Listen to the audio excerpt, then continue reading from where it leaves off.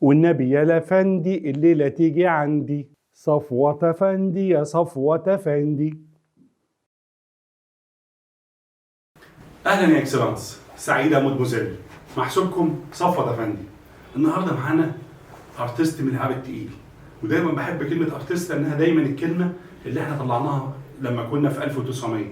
كلمه الحلوه ارتست على فكره كلمه تقيله جدا، بس احنا مش معانا ارتست عادي، احنا معانا كده زي ما بيقولوا الاجانب فيلم ميكر، راجل ممثل ومخرج وسيناريست، راجل بيصنع فيلم زي ما الكتاب بيقول. راجل هو انسان جدع جدا على المستوى الشخصي، صديق وفي، وغير كده فنان جامد جدا جدا.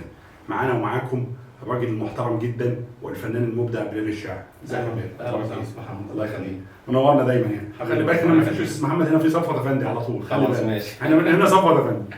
طبعا يعني انا بحب استاذ بلال الشاعر لانه راجل يعني زي ما بيقولوا كده بلغه اهل البلد، يعني خد الموضوع جدا من تحت، بدا وواجه صعوبات يعني عايزه مثلا ساعتين نقعد نتكلم فيها، لكن خلينا نبدا كده بحوار ساخن على طول ونقول ايه الصعوبات اللي واجهتك في مجال التمثيل، خاصه ان انت راجل يعني حرفيا انت تعبت قوي في المجال ده، خدتها جدا بصعوبات، ما خدتهاش بسهوله، يعني ما جاتلكش كده زي ما بيقولوا على طبق من دهب. بالواسطه. بص على صعوبات المجال، انا عارف ان انت واجهت صعوبات يعني كتير جدا في المجال ده. بص حضرتك، انا بدايتي اصلا شاعر غنائي، وبعد كده بقيت سيناريست، ذاكرت ودرست. من كتابتي للافلام حسيت ان انا جوايا ممثل، لان السيناريست بيكتب كل شخصيات الفيلم، بيتخيلها في دماغه، لازم بيتخيلها عشان يقدر يفرق بين شخصيه وشخصيه، ما تطلعش كل الشخصيات شكل بعض. فبدأت معايا الموضوع من هنا، بقيت بحضر الافلام اللي انا بكتبها، الاقي الممثلين بيمثلوا الكلام اللي انا كاتبه، انا واقف ورا الكاميرا في الكواليس لا حاسس انه ممكن يطلع اكتر من كده، باداء احسن من كده. فمن هنا لقيت جوايا حته التمثيل. مخرج زميل ليا، احنا كنا شباب مع بعض، كان عايز دور ظابط هيتكلم ديالوج كده معين صعب كده شويه، فقعدنا ندرب عليه كذا ممثل ما عرفش يجيبه. فانا بقى بقول لهم يا جماعه هيتاخد كذا كذا كذا، فالمخرج زميلي بص لي كده قال لي انت اللي هتلعب الدور ده. دي كان اول مره امثل في حياتي من فتره كبيره كده. يعني الموضوع ده بقى مثلا 18 سنه. فمن هنا بدات ان انا دخلت في حته التمثيل، مع احتكاكي مع الشغل وانا واقف ورا الكاميرا بدات ان انا يعني افيد زمايلي احنا ممكن ناخد الشوط ده من هنا، طب نيجي من هنا، طب نعمل كذا. فبدا عندي حته الرؤيه الاخراجيه، فبدات ان انا خلاص لقيت جوايا في كوكتيل كده من الفن.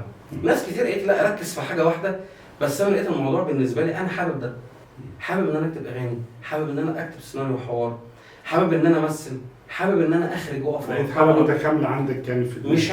مش عيب يعني، مش عيب ان الواحد يكون ملم بكذا حاجه بس يكون شاطر فيهم، يعني ما بيصطنعش ده. بالظبط. لما بدات بقى انا عايز اعمل اعمال ليا، فبدات طبعا الجا لناس تنتج معايا او تساهم معايا. طبعا سمعت وعود كتير جدا، وده اصعب حاجه في المجال طبعا جدا.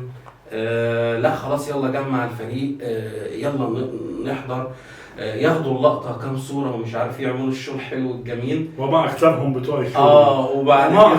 وبعد كده خلاص الموضوع.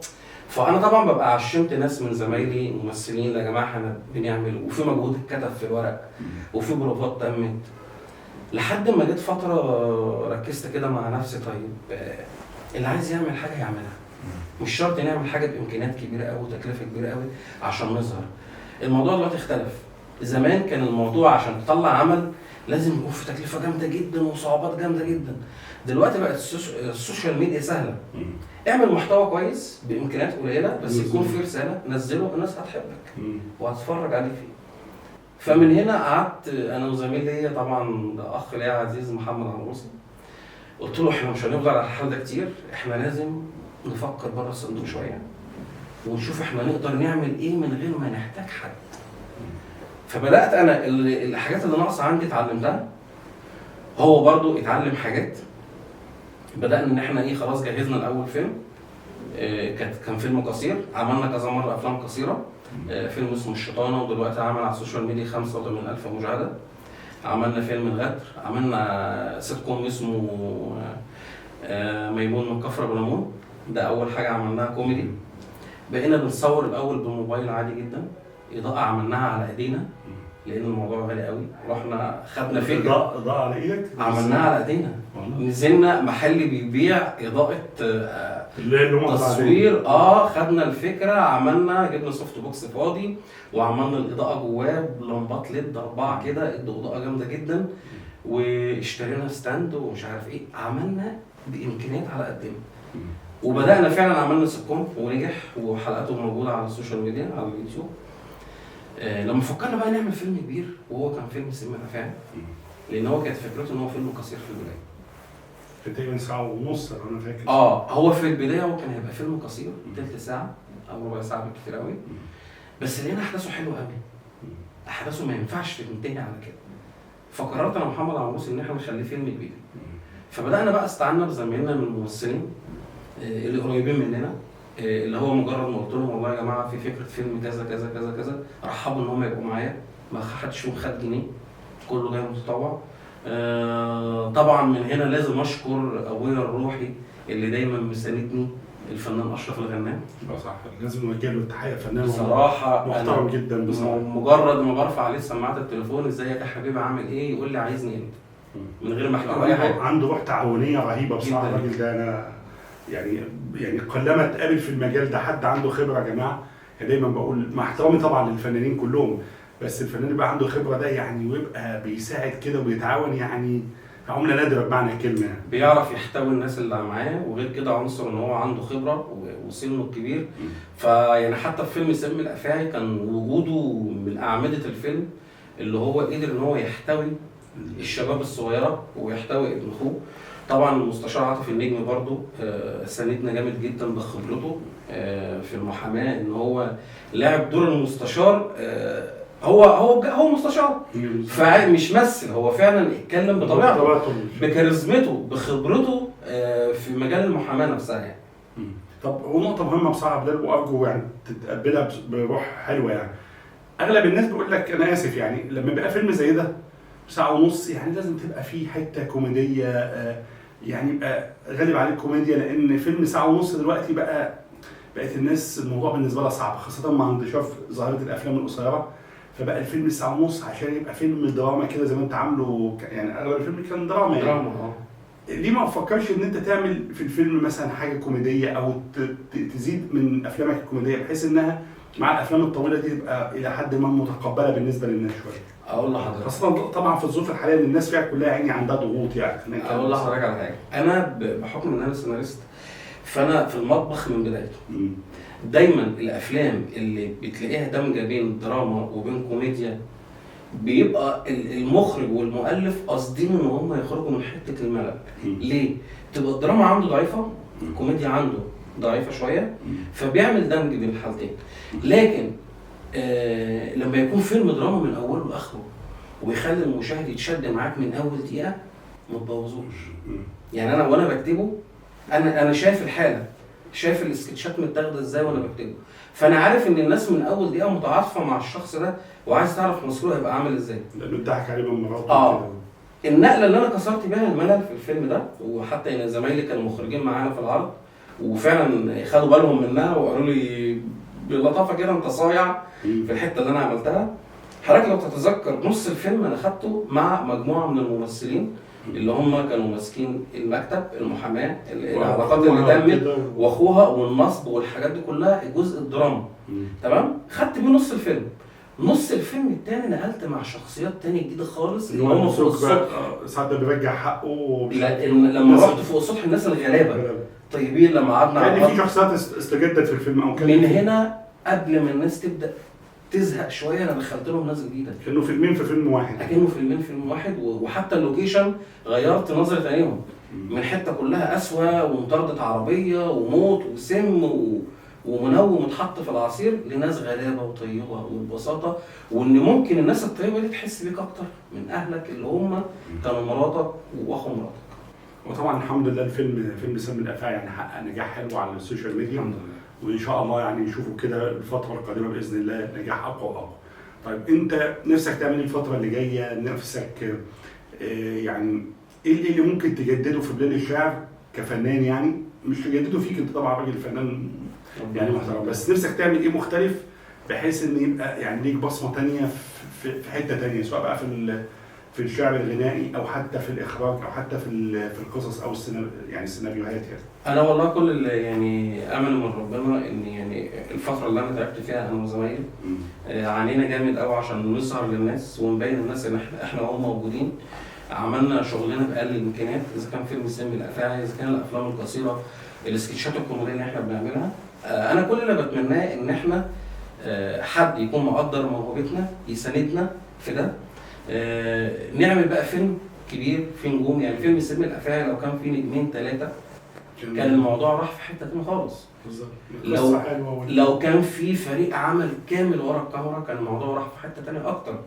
انا عايز اقول لحضرتك، كنت انا مثلا بصور شفت ليا تمثيل حد غيري، محمد عبد المنصور بيصور، الفنانه جوليا كانت بتصور. احنا كنا عاملين تكاتف كده مع بعض، ما معناش ان احنا نجيب حد يخدم علينا زي هو. فانا المرحله كده زدكم في ضيقكم تساعدوا بعض. فانا نفسي الفتره الجايه لا احنا نعمل حاجه احترافيه، يبقى في بقى مخرج معانا كبير، في ممثلين كبار، ساعتها انا اركز في التمثيل اكتر لان انا حابب التمثيل قوي. فساعتها انا هبقى مرتاح. انا بقيت عامل زي احنا زي ما بيقولوا كده بالمثل البلدي، عامل زي ام العروسه. بمثل وقبليها كاتب بكتب واروح اصور. بس انت يعني تقريبا شبه مجبر على كده لان انت بتحاول تشتغل باقل الامكانيات. ما هو ده يعني انا ما فيش ان انا اجيب حد يخرج، ما فيش ان انا اجيب حد يقف ورا الكاميرا يصور. فاحنا كنا بنعمل كل ده، فدوت اللي خلى الموضوع كان صعب جدا بالنسبه لنا وارهاق. لكن الفتره الجايه انا اتمنى ان احنا يبقى في حد معانا يساندنا في ده كله. في كام فكره كده كوميدي هعملها ان شاء الله الفتره الجايه. يا ريت تركز في الكوميديا. انت عارف الناس في ظل الضغوطات اللي هي فيها ديت عاملين سيتكوم اسمه بلبل وحمامه. 2 اخوات فقر السنين مش لاقيين ياكلوا ولا يشربوا. كل شغلانه يروحوا يفشلوا فيها بس بطريقه كوميديا. ده اللي ان شاء الله بلعب عليه الفتره الجايه باذن الله انا وزميلي محمد عبد المنصور. الجديد او مش الجديد يعني المختلف كمان ان هو بجانب كل المواهب ديت شاعر جامد قوي. عايزك بقى تقول لنا حاجه كده اللي انت فاكره طبعا في موضوع الشعر او في موضوع الاغاني اللي انت عملتها، تكون حاجه كده ايه نختم بيها لقائنا الجميل ده، حاجه خفيفه كده على الناس. ايه اللي انت فاكره او تقدر تقوله؟ احدث حاجه مثلا ليك عايز كتبتها، حاجه نفسك تكتبها، يعني حاجه كده تكون ايه تدعم الناس بيها في الايام الصعبه دي اللي احنا بنواجهها. هو الفكره اللي احنا عاملينها بتاعت ميمون مكافره بليمون، احنا ان شاء الله بنجهز لها عرض مسرحي. جميل. فقلنا برضو نخطف الناس شويه من الدراما اللي هي عايشه فيها. العرض من اوله لاخره كوميديا، فعاملين له برضو اغنيه اسمها ميمون. لو عايز تقول كلماتها او حتى منها ما فيش مشكله. يعني هي بتقول لا تقول باتمان ولا سوبرمان، ميمون اهو جالكوا يوريكوا افلام وجنان قفشات وجنان وتخف الدم ويسليكوا كده. يعني الدخله دي كده.